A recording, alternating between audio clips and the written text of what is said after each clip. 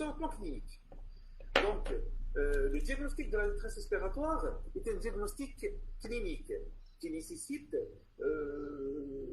donc une inspection, qui nécessite un examen clinique pour porter ce diagnostic. Et on a, grosso modo, 3 signes cliniques dans la détresse respiratoire néonatale. Le premier signe clinique, c'est la cyanose. Le deuxième signe clinique, c'est la tachypnée, ou bien l'augmentation de la fréquence respiratoire. Et le troisième signe clinique, c'est ce qu'on appelle les signes de lutte. Ces signes de lutte qui vont faire ce qu'on appelle, comme j'ai dit hier, le score de Silverman. Commençons par le premier signe clinique qui est la cyanose. C'est quoi une cyanose? La cyanose, tout simplement, c'est une coloration bleue des téguments et des muqueuses.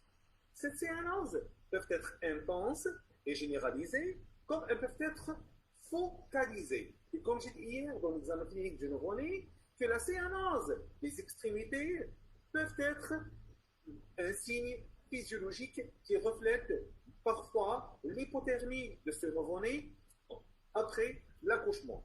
Mais une cyanose localisée au niveau des lèvres, une cyanose localisée au niveau de la langue, une cyanose localisée au niveau des ongles a une grande valeur diagnostique. Ça veut dire qu'elle est vraiment, vraiment pathologique. Et j'ai dit toujours qu'une cyanose au niveau des ongles, une cyanose au niveau des lèvres, chez un nouveau-né, attention, attention, il peut s'agir d'une cardiopathie congénitale cyanogène.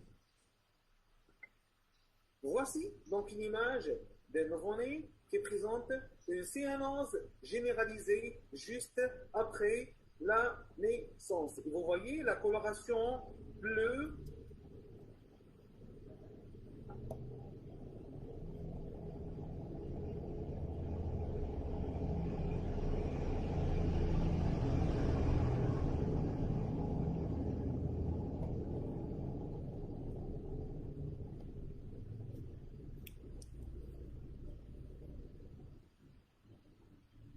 un petit moment, je vais continuer.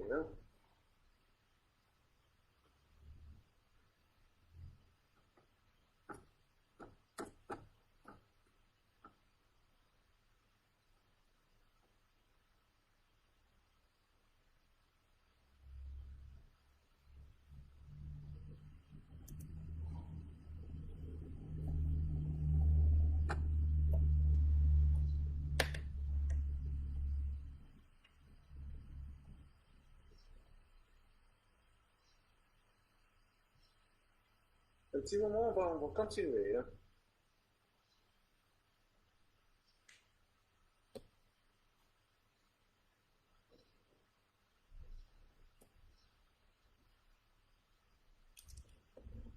Donc il y a un petit problème avec le partage d'écran, je vais le régler rapidement. Vous pouvez m'attendre un petit moment.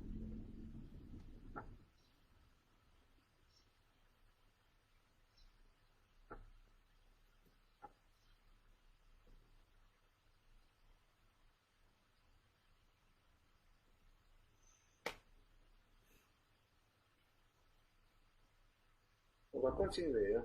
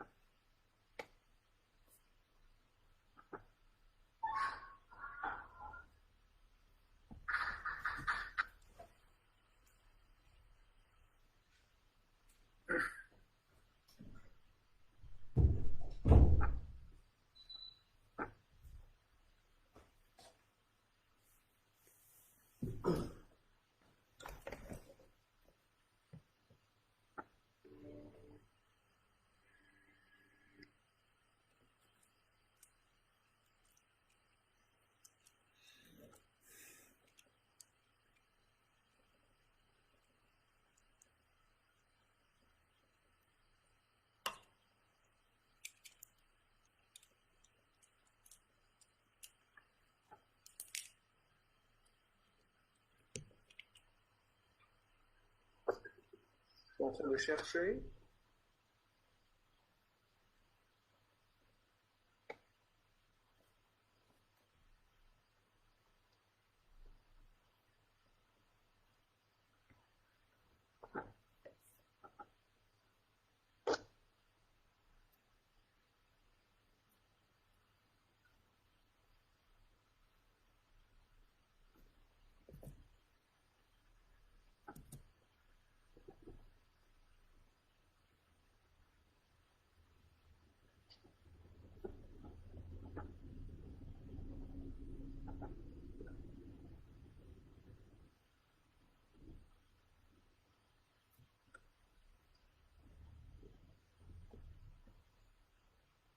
pense que ça marche maintenant, hein. On va continuer.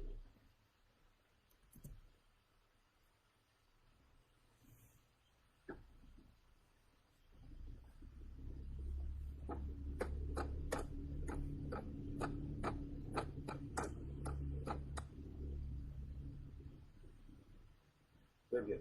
Donc on va continuer.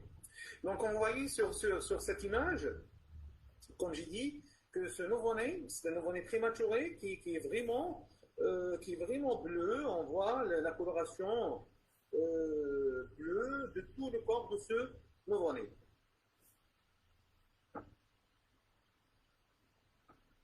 Donc on va continuer.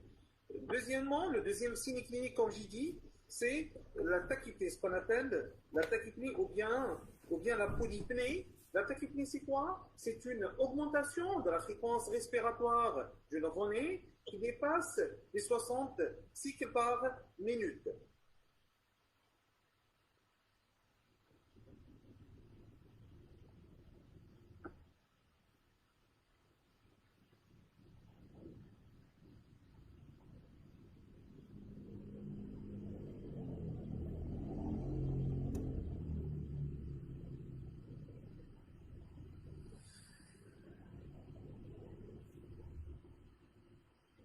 Alors, là, il y a un deuxième problème.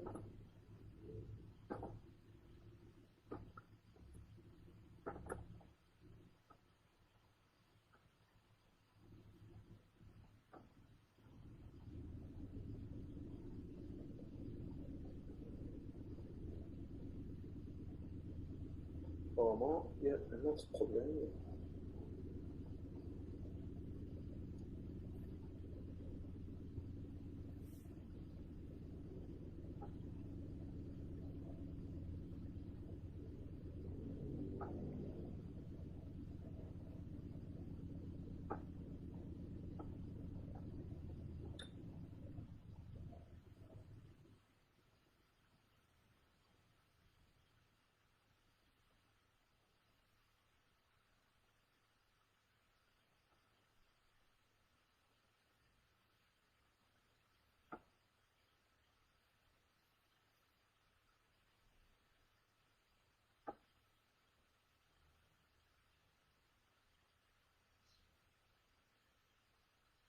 C'est bon, merci.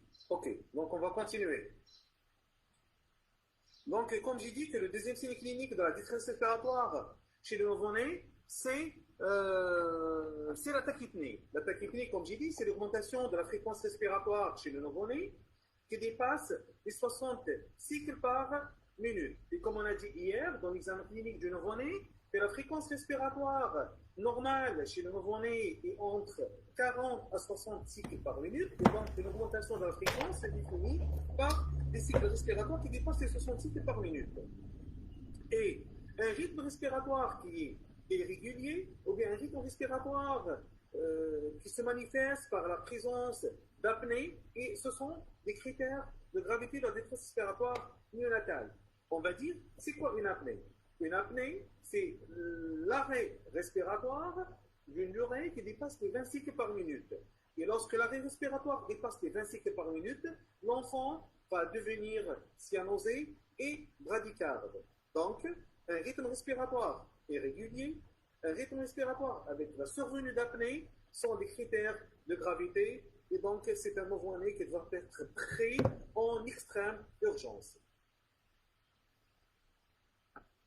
Troisième signe clinique, c'est ce qu'on appelle les signes de rétraction. Donc, en plus de la séance, en plus de l'augmentation de la fréquence respiratoire, le nouveau-né va présenter des signes de rétraction. Ces signes de rétraction sont au nombre de 5.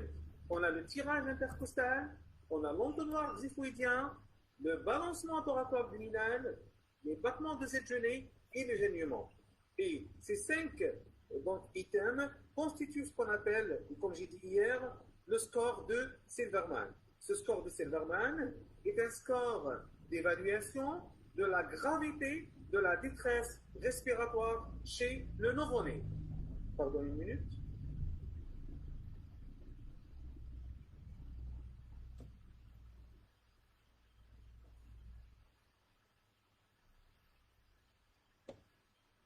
Ok, je vais répondre. Donc, je vais répondre au fur et à mesure aux questions. Hein. Ok, j'ai vu quelques questions, je vais vous répondre. Hein. Donc, ce score de Silverman, on a 5 items, 4 items à l'inspiration et un seul item à l'expiration. Donc, les 4 items à l'inspiration, le tirage intercostal qui est l'enfoncement des muscles intercostaux. Lorsqu'il est absent, c'est 0. Lorsqu'il est modéré, c'est 1. Lorsqu'il est intense, c'est 2. Le problème de score de score de Silverman il est un petit peu subjectif. Hein. Donc, c'est pas vraiment exact. Hein. Deuxièmement, c'est l'entonnoir xiphoïdien, c'est l'enfoncement de la région xiphoïdienne. L'entonnoir xiphoïdien se voit beaucoup plus chez l'enfant prématuré. Lorsqu'il est absent, c'est 0. Lorsqu'il est modéré, c'est 1, pardon. Lorsqu'il est intense, c'est 2. Le balancement thoraco-abdominal. C'est quoi le balancement thoraco-abdominal? C'est le jeu entre le thorax et l'abdomen chez le nouveau-né au moment de la respiration. Dans le moment, il y a un jeu harmonieux. On dit que la respiration chez le nouveau-né, c'est vrai qu'elle est de type abdominal, mais c'est une respiration synchrone. Lorsque vous avez une respiration abdominale seule et le thorax est immobile, c'est 1. Lorsque vous avez une respiration paradoxale, ça veut dire que le thorax respire tout seul et l'abdomen respire tout seul, c'est 2. Et c'est un critère de gravité de la détresse respiratoire néonatale. Donc si vous avez un nouveau-né avec une respiration paradoxale, ça veut dire que c'est un nouveau-né qui est vraiment épuisé. Les battements de Z-jeûné, lorsqu'il est absent, c'est 0. Lorsqu'il est modéré, c'est 1. Lorsqu'il est intense, c'est 2. Revenons à la question. Le gémiment, c'est quoi? Le gémiment, c'est un bruit qui sort d'un nouveau-né qui est en détresse respiratoire. C'est un bruit expiratoire. Lorsqu'il est absent, c'est 0. Lorsqu'il est audible seulement au stéthoscope, c'est 1. Et lorsqu'il est audible à l'oreille, qu'est-ce que ça veut dire audible à l'oreille? Ça veut dire audible à distance. C'est ça le gémiment chez le nouveau-né. Et à partir de ces 5 items, on va donc établir un score sur 10. Et on dit que la détresse respiratoire est légère lorsque le score est inférieur ou égal à 3 sur 10. La détresse respiratoire sera modérée lorsque le score est entre 3 et 6. Et elle est sévère lorsque le score dépasse les 6 sur 10. Ça veut dire 7, 8, 9 et 10. On va dire que la détresse respiratoire est vraiment grave ou sévère. Et donc, un autre critère de la gravité de la détresse respiratoire chez le nouveau-né, c'est le score de Silverman lorsqu'il dépasse les 6 sur 10.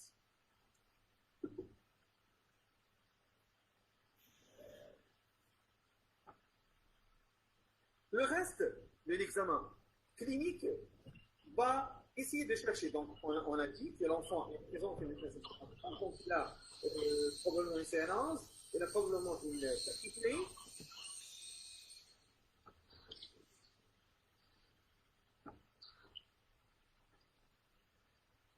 Donc, il a probablement une tachypnée.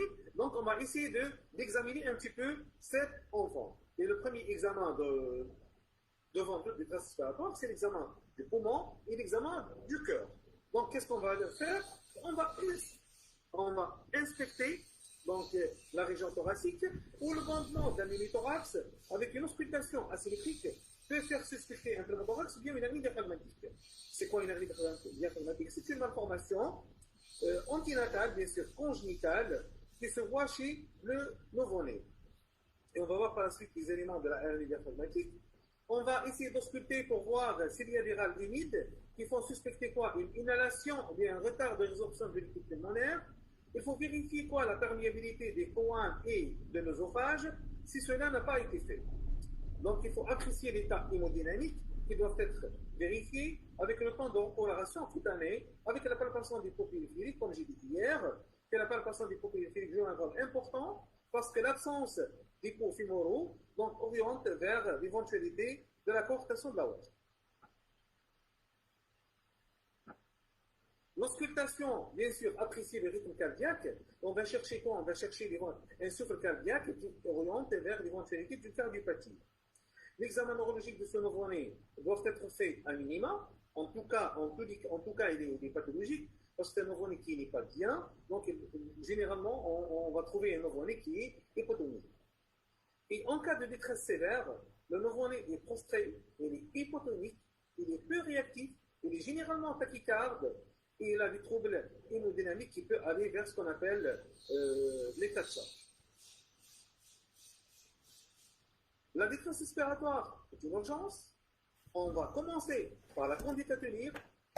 On va mettre un traitement symptomatique et par la suite, on va commencer notre enquête étiologique à la recherche de l'étiologie. Et le premier traitement symptomatique en urgence, c'est, premièrement, un nouveau-né en détresse respiratoire doit être mis dans un incubateur, pour maintenir sa température aux alentours de 36,5, 37 à peu près. Il faut désobstruer la région nasopharyngée, donc avec souplesse bien sûr. Il faut aspirer le carrefour aérodigestif et on va poser une sonde gastrique. Cette sonde gastrique sera posée par voie buccale plutôt que par voie nasale. Pourquoi? Parce que le nouveau-né respire essentiellement par son nez. Il ne faut jamais obstruer le nez d'un nouveau-né. Si on va obstruer le nez d'un nouveau-né, seulement dans une seule situation, c'est de mettre l'oxygène par voie nasale, seulement. Cette sonde, elle va permettre d'aspirer les sécrétions gastriques et elle va éviter une distension de l'estomac parce qu'on va mettre ce nouveau-né sous oxygénothérapie. Et parmi les complications de l'oxygénothérapie, c'est la distension de l'estomac, ce qui peut aggraver encore la détresse respiratoire. Cette oxygénothérapie sera délivrée par plusieurs méthodes. Chez les nouveau-nés, on utilise goutte, ce qu'on appelle enceinte goutte, mais généralement, une sonde nasale peut suffire largement. Lorsqu'il existe des signes de gravité, là, c'est une indication à la réanimation néonatale. Il faut appeler le réanimateur, donc éventuelle intubation et la mise sous ventilation mécanique. Bien sûr, il faut contrôler l'hémodynamique de ce nouveau-né. Il faut mettre en place une perfusion intravéneuse parce qu'on va arrêter l'alimentation chez ce nouveau-né, donc à base de J10 plus électrolyte. Bien sûr, il faut travailler avec asepsie, avec douceur et sans refroidir l'enfant parce que l'hypothermie peut aggraver la situation, il peut aggraver une détresse respiratoire déjà préexistante. Et vous allez voir par la suite que l'hypothermie peut être à elle seule une étiologie de la détresse respiratoire chez le nouveau-né. Ensuite, on va transférer ce nouveau-né en urgence en unité de réanimation néonatale, bien sûr si c'est possible. On va mesurer ses gaz de sang. Et qu'est-ce qu'on va faire? On va commencer notre enquête étiologique. C'est bon, on a mis cet enfant en condition, on l'a mis dans un incubateur, on a aspiré son nez, on a pris un abord veineux, on a mis de l'oxygène et on va commencer notre enquête étiologique. Et le premier examen à demander devant toutes les traces respiratoires chez le nouveau-né, c'est le thorax. Un thorax avec un abdomen pris en même temps, avec une sonde nasogastrique en place. Et on va voir pourquoi. Parce que l'une des étiologies de la détresse respiratoire chez le nouveau-né est l'atrésie de l'œsophage, ça veut dire l'interruption de l'œsophage. Et donc, si on va mettre un thorax, ou bien si on va demander un thorax avec sonde en place, on va voir que la sonde ne va pas passer à travers l'œsophage. D'autres examens ne sont pas demandés systématiquement, comme l'FNS, comme le dosage de la CRP, comme l'hémoculture, donc qui est un examen à demander systématiquement devant toute suspicion d'infection néonatale et des prélèvements bactériologiques. On va demander une glycémie, parce que l'hypoglycémie peut aggraver la situation. On va demander une calcémie. On va demander un groupe sanguin de ce nouveau-né avec un test de pouce direct si on suspecte, comme j'ai dit hier, une incompatibilité chez ce nouveau-né. Et on va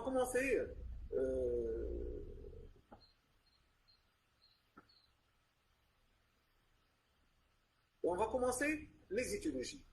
Dans les étiologies, on a donc les étiologies malformatives ou bien l'étiologie chirurgicale, et on a les étiologies médicales, donc qui n'ont pas besoin d'un traitement chirurgical. Et parmi les étiologies chirurgicales, on a les étiologies malformatives. On a l'atrésie des Cohen, qui est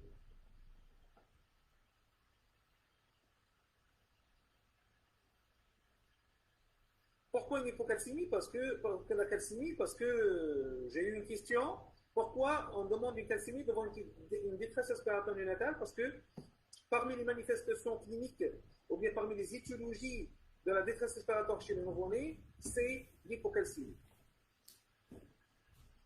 Commençons par les malformations respiratoires. Vous avez donc l'atrésie des coans, qui est l'imperforation de la région coanale. Vous avez la hernie diaphragmatique, comme j'ai dit, qui est une malformation congénitale. C'est une malformation qui s'observe chez le nouveau-né.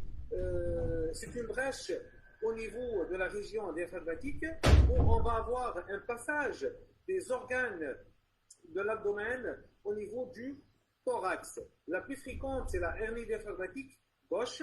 Cette entité, vous allez la faire par la suite dans le chapitre urgence chirurgicale du nouveau-né avec détail. Troisième étiologie malformative, comme j'ai dit, c'est l'atrésie de l'œsophage. L'atrésie de l'œsophage, c'est l'interruption de la lumière œsophagienne. Elle s'accompagne souvent par ce qu'on appelle une fistule œsotrachiale, ce qui va expliquer la détresse respiratoire chez le nouveau-né, parce que la fistule va engendrer un encombrement bronchique de ce nouveau-né et des fausses routes. Le syndrome de Pierre-Robin, c'est un syndrome malformatif. On va avoir une fente palatine, ça veut dire une ouverture au niveau du palais de ce nouveau-né. On va avoir aussi un petit menton, et ce sont des nouveau-nés qui ont aussi une grosse langue, c'est ce qu'on appelle une glossoptose. Le stridor congénital, c'est une malformation qui se voit chez le nouveau-né, c'est une malformation au niveau du larynx, ce qui va engendrer une détresse respiratoire.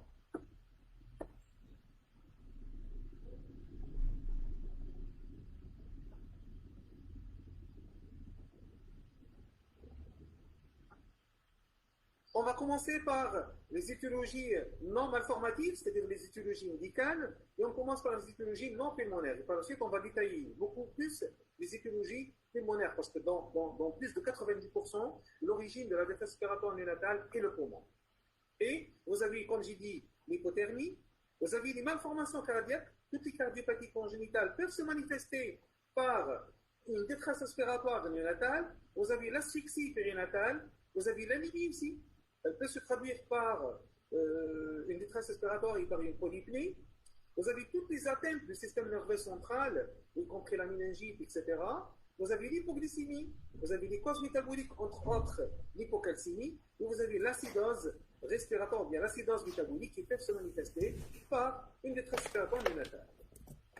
Et on va commencer à détailler les étiologies. Une minute.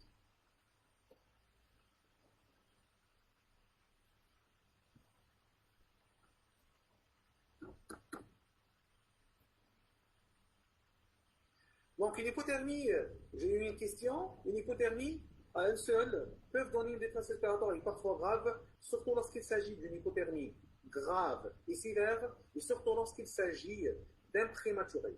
Et l'hypothermie fait partie des critères de gravité d'une détresse respiratoire néonatale préexistante.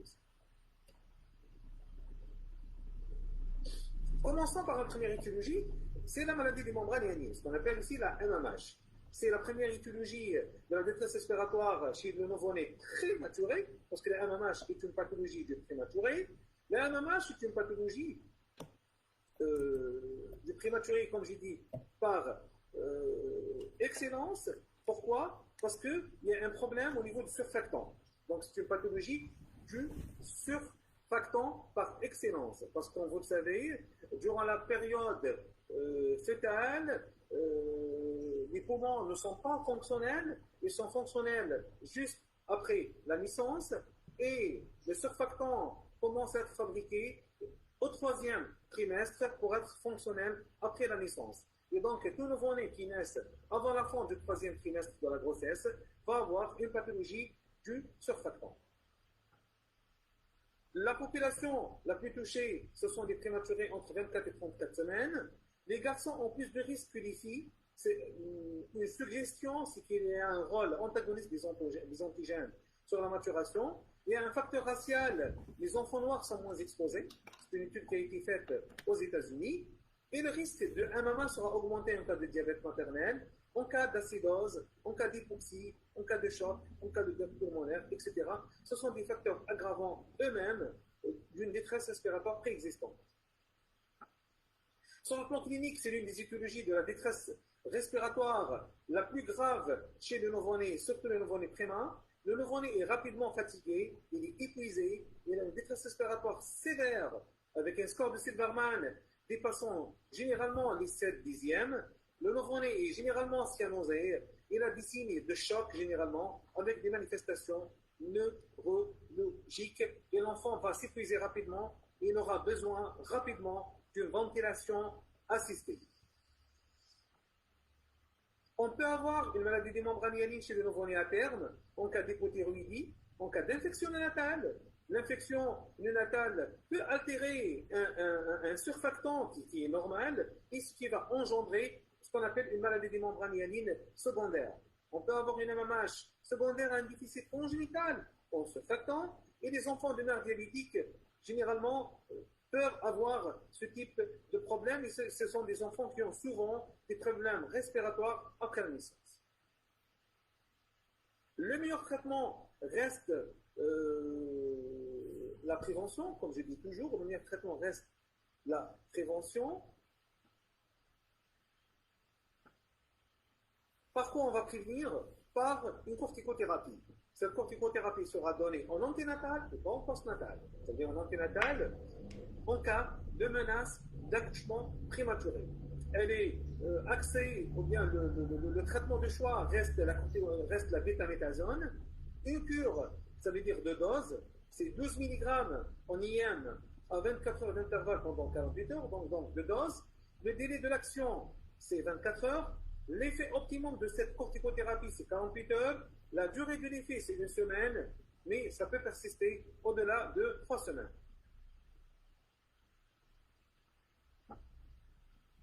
Donc, généralement, on fait une seule cure si on a une menace d'accouchement prématuré. Ce n'est pas systématique, hein, sauf si vous avez une menace d'accouchement prématuré. Si la femme est normale, ça ne sert à rien de faire ça. Hein. C'est seulement en cas de menace d'accouchement prématuré. Et donc, on peut être amené à faire une deuxième cure si l'enfant n'est pas, si on n'a pas d'accouchement, vrai. Donc, on peut faire une deuxième cure si on a une menace d'accouchement prématuré. Et la durée entre les deux cures, généralement, doit être minimum d'un mois minimum. Donc, deuxième étiologie de la détresse respiratoire, c'est ce qu'on appelle le pneumothorax. C'est quoi un pneumothorax? Un pneumothorax, c'est la présence de l'air au niveau de la cavité pleurale. Il est fréquent, diagnostic clinique et radiologique. Parfois, il est iatrogène, hein, au cours d'un accouchement dystocique, etc. On peut avoir un pneumothorax. Hein. Le traitement symptomatique, il est obligatoire, c'est l'oxygénothérapie, ou le traitement étiologique, c'est l'exsufflation ou bien le drainage. La tachypnée transitoire, ou bien la détresse respiratoire transitoire, c'est l'étiologie la plus fréquente chez le nouveau-né post-césarienne. C'est une détresse précoce, souvent après une césarienne, quel que soit le terme, elle est très fréquente chez le prématuré aussi. Et l'évolution est simple sous oxygénothérapie. Il y a plusieurs synonymes de la détresse respiratoire. On peut dire aussi la tachypnée transitoire une tachypnée transitoire. L'inhalation méconiale, qui reste l'étiologie la plus grave de la détresse respiratoire chez le nouveau-né, c'est une pathologie qui s'observe chez le nouveau-né dans un contexte de souffrance fœtale, avec un liquide amniotique qui est verdâtre. Elle a des conséquences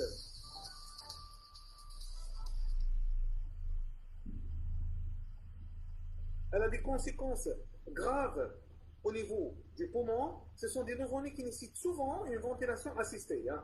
Sur le plan thoracique, on va voir par la suite quelques radios.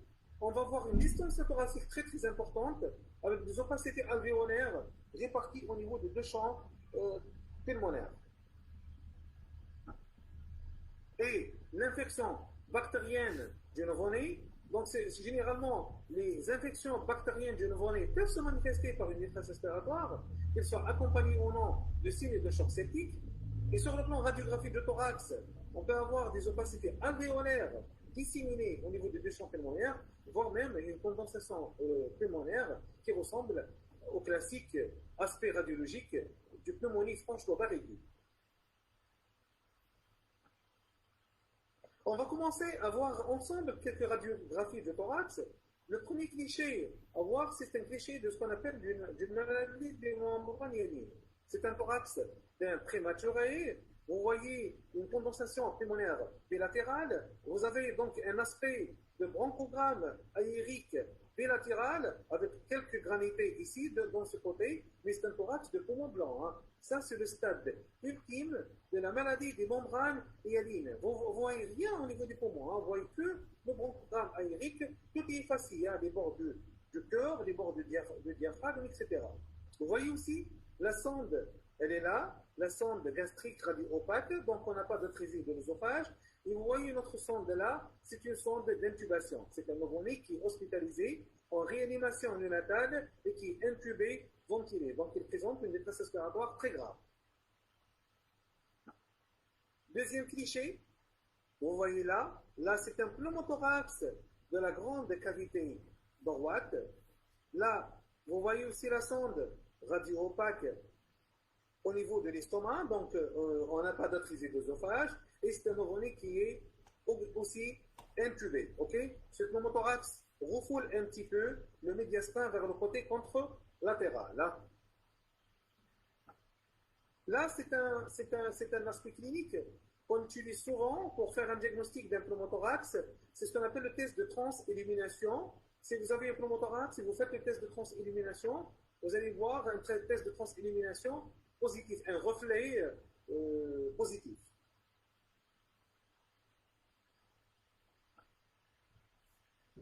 Le quatrième cliché, c'est ce qu'on appelle une hernie diaphragmatique.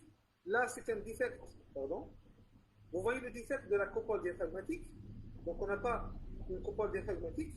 Vous avez le passage au niveau du poumon gauche des anses intestinales, ce qui va engendrer donc une compression de tout le poumon et donc une détresse respiratoire. Là aussi, vous voyez, donc la sonde de gavage qui est au niveau de l'estomac. Et là, on n'a pas aussi ce qu'on appelle une atrésie de l'œsophage. Dernier cliché, c'est l'inhalation méconiale. Et vous voyez des opacités partout, nodulaires, donc partout au niveau des deux champs pulmonaires. C'est un aspect qui ressemble un petit peu chez l'adulte à l'aspect d'une miliaire tuberculeuse. Et c'est un aspect d'une inhalation méconiale. Hein. Okay. Là, c'est un aspect d'une tachypnée transitoire. C'est une détresse respiratoire qui n'est pas très grave, un thorax qui est pratiquement normal. Hein. Un petit syndrome interstitiel là, qui est fait de micronodules, et c'est tout. Hein. Avec quelques lignes de Kerley, c'est beaucoup plus un petit syndrome interstitiel, et c'est tout. Hein. La détresse respiratoire néonatale est l'une des pathologies les plus fréquentes, comme j'ai dit, de la détresse respiratoire chez le nouveau-né, et généralement, c'est une détresse qui est banale et qui n'est pas très grave. J'ai fini avec vous la détresse respiratoire du nouveau-né. Donc, si vous avez des questions, vous pouvez m'envoyer sur la conversation avant de fermer le chapitre. J'attends vos questions quelques minutes. Hein.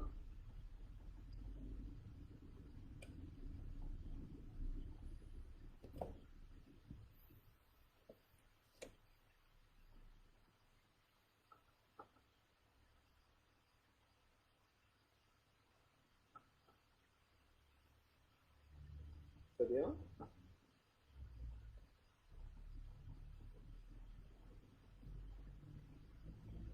Ok. Donc on va revoir l'aspect de la MMH. Comme j'ai dit que la MMH est une pathologie du prématuré, est une pathologie de surfactant, et donc ça donne 4 stades sur le plan radiologique. Je n'ai pas voulu donner tout ce détail des stades de la maladie des membranes hyalines, mais c'est une maladie qui touche les poumons et on va donner un aspect qui est très typique, ce qu'on appelle un aspect de mégogranité avec un bronchogramme aérien. Ça, c'est au niveau du stade 1. Hein. Mais dans le stade ultime, comme on a dans cette figure, c'est le stade 4, où on a des poumons blancs bilatéraux avec un bronchogramme aérique, avec un effacement des bords du cœur et un effacement des bords du diaphragme. Et on peut voir là quelques images de granité persistante, de petits moignons pulmonaires persistants.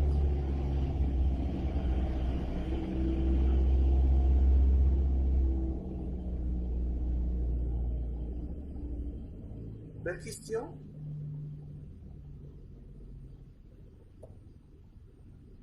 Donc, je vais commencer à répondre un petit peu sur les questions. J'ai beaucoup de questions, donc je vais commencer à répondre au fur et à mesure. Donc, commençons par cette première question qui dit que l'infection pulmonaire qui provoque la détresse, est-ce que c'est une infection néonatale? Oui. Beaucoup plus, ce sont des infections néonatales bactériennes qui donnent une détresse respiratoire. Et on va voir dans le chapitre infection bactérienne du nouveau-né qu'on a 2 ou 3 germes qui sont les plus fréquents. Et je dis que le streptocoque est le germe le plus incriminé dans la détresse respiratoire chez le nouveau-né, le plus incriminé dans tout ce qui est détresse respiratoire. Mais certaines infections spécifiques, comme les infections virales par exemple, je cite par exemple les infections à cytomégalovirus, peuvent donner une détresse respiratoire néonatale avec un aspect de syndrome interstitiel à la radio. L'atrésie de l'œsophage, est-ce que l'atrésie de l'œsophage est une malformation congénitale? Oui, l'atrésie de l'œsophage est une malformation congénitale, anténatale, durant le développement embryonnaire, et c'est une malformation qui n'a rien avec l'infection bactérienne du nouveau-né. Les critères de gravité, très bien. Les critères de gravité, je n'ai pas mentionné ça dans le chapitre, critères de gravité, mais vous voyez ça un petit peu éparpillé dans ce chapitre. Premier critère de gravité, pour moi, dans une détresse respiratoire chez le nouveau-né, c'est la prématurité. Donc, si vous avez un prématuré qui est en détresse respiratoire néonatale, c'est quand même un critère de gravité. Deuxième critère de gravité, c'est le score de Silverman. Si vous avez un score de Silverman qui dépasse les 6 dixièmes, c'est un autre critère de gravité. Si vous avez une cyanose dans une détresse respiratoire néonatale, c'est un critère de gravité. Ça veut dire que le nouveau-né ne va pas bien. Quatrième critère de gravité, si vous avez des apnées, ça veut dire que le nouveau-né commence à être épuisé. Et comme j'ai dit que l'apnée est un arrêt de la respiration. Donc si vous avez un arrêt respiratoire, même momentané chez cet enfant, c'est un critère de gravité. Si vous avez le balancement thoraco-abdominal, comme j'ai dit dans le score de Silverman, est un autre critère de gravité.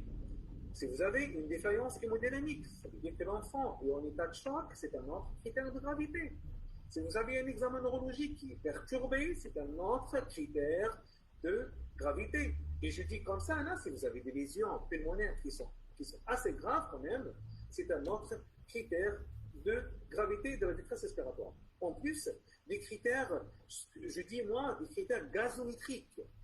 C'est-à-dire que si vous allez faire une gazométrie chez cet enfant, ou si vous allez trouver une acidose, si vous allez trouver une hypoxie sévère, si vous allez trouver une hypercapnie importante, ce sont d'autres critères de gravité de la détresse respiratoire néonatale.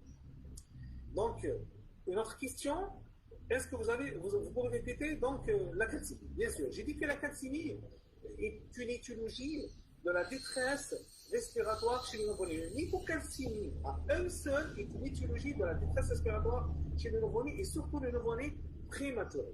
Mais si vous avez un nouveau-né qui est en détresse respiratoire déjà pour une autre étiologie pulmonaire et qui a une hypocalcémie encore, ça c'est un autre critère de gravité de votre détresse respiratoire où il faut corriger l'hypocalcémie pour essayer un petit peu de corriger cette détresse respiratoire.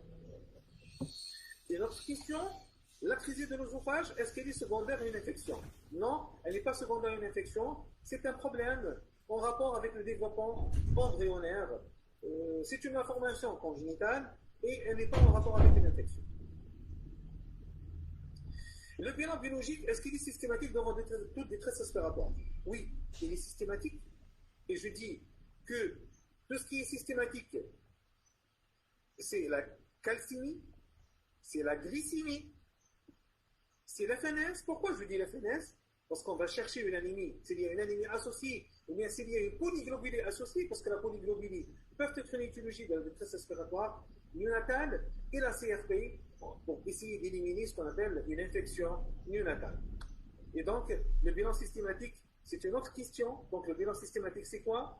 C'est la glycémie, c'est la calcémie, c'est la FNS et c'est la CRP.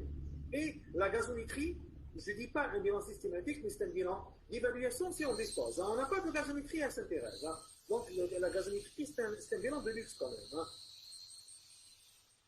Merci. D'autres questions avant de fermer la...